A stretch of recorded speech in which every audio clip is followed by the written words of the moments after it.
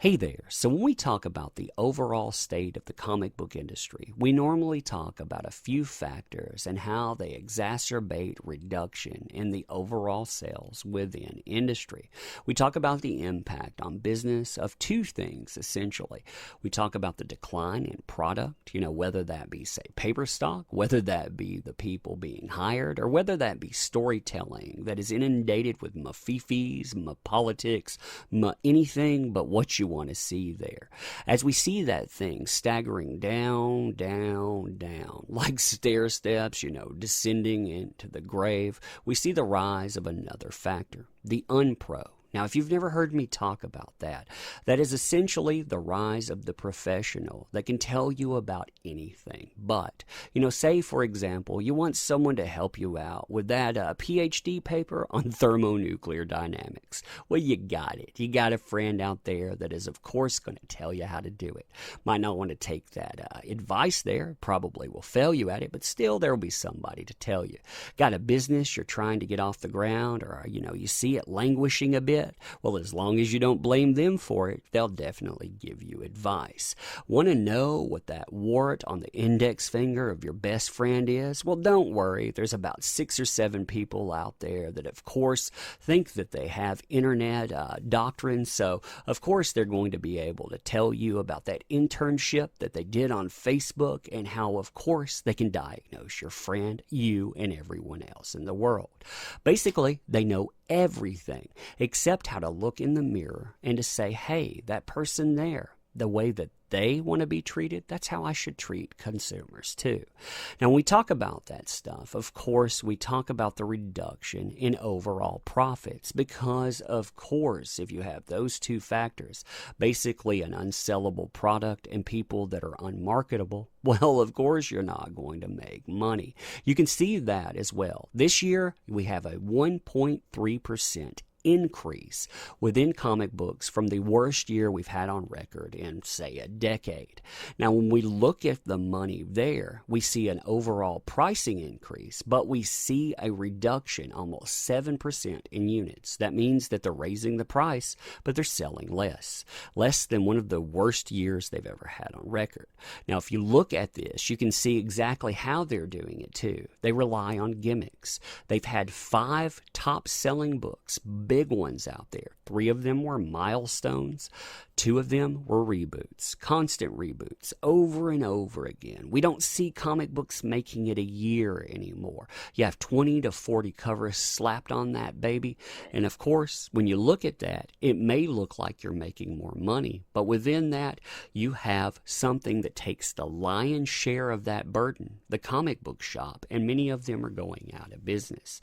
We saw 50 of them go down in 2017. More of them go down this year. In fact, if we look out for a few years, we've actually seen half of the comic book shops, the physical locales, they've gone out of business because this stuff, it's unmarketable.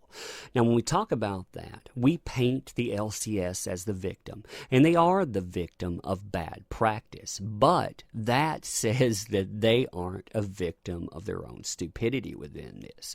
Oftentimes, that is the case. They are the victim of the comic book industry. But sometimes, well, they look like what you see in front of you.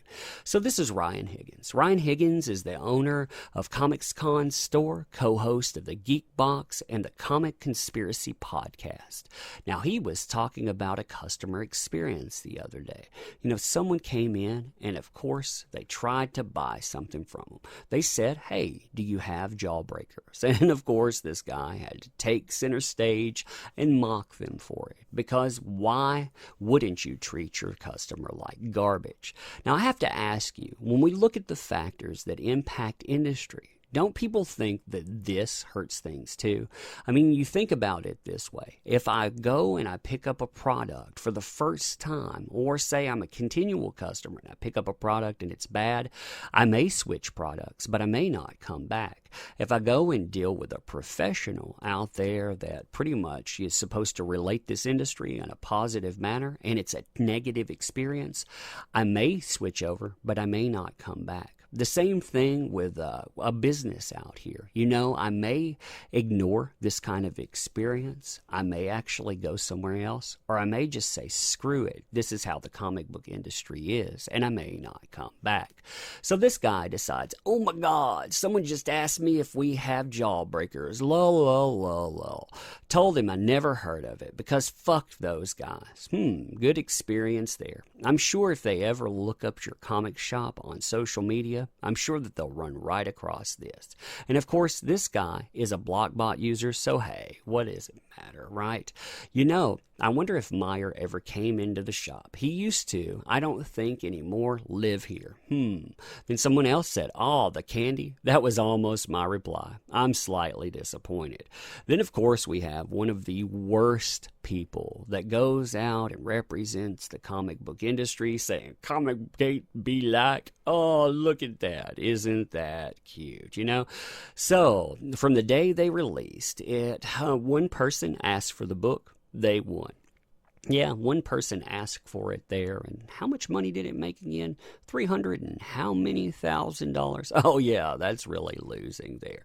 And so on. Of course, we see Rich Johnston jumping in there and saying maybe they wanted the sweets, because nothing says advocate of this type of industry. Nothing says going out and running a place like Bleeding Cool like helping make fun of consumers. Ha, good thing there.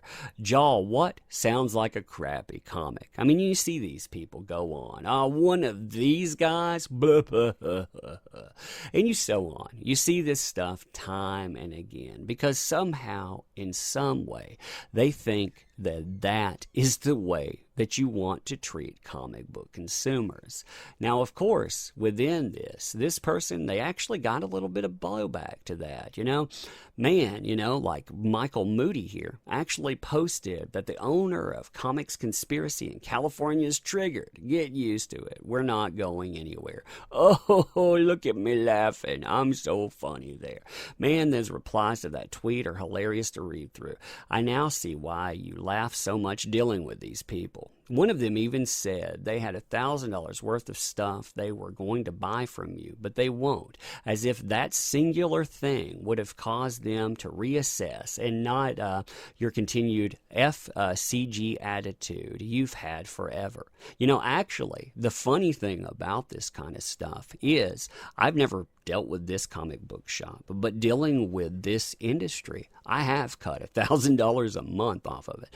$1,000 a month that I took from businesses out there because this kind of stuff here, it has an impact. It has an impact, and well, it's not my obligation to find a reason to go into a store and continue to spend money. It's that store's reasoning to come in and to try to make sale. You can see this person mocking the idea that this kind of mentality harms stores too. From people saying, hey, keep on virtue signaling. I'm pretty sure that won't make your comic store close down.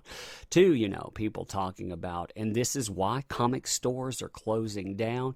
Wonder how well this tweet's going to age every few months or more. More LCSs are shutting down, right? And so on. I mean, so on. People are saying that, hey, this stuff harms business.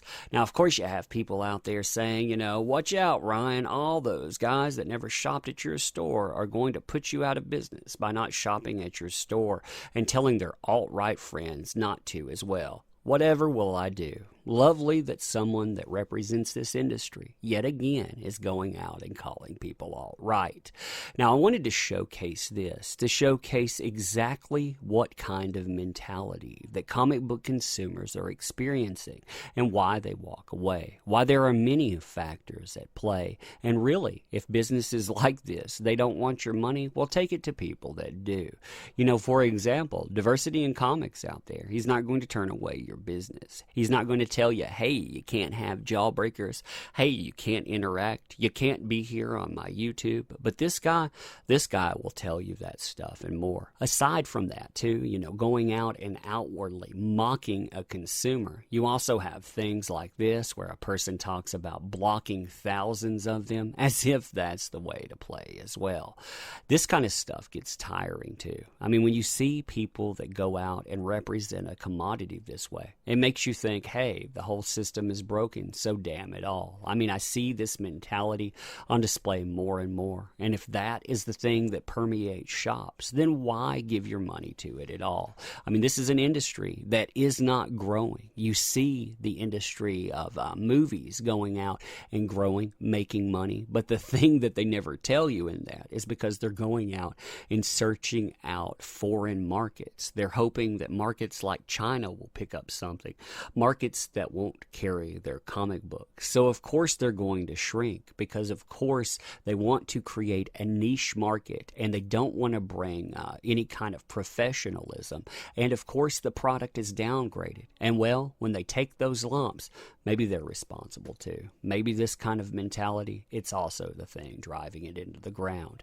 Anyway, I thought I would cover this. Give me your thoughts on it. I wonder, when you see this kind of stuff, what do you think about it? I mean, would this impact, of course, your store going, but would it impact the way that you see the industry? I mean, do you see this time and again, and does that impact your want to go out and give your money to the industry at all? Let me know what you think within that.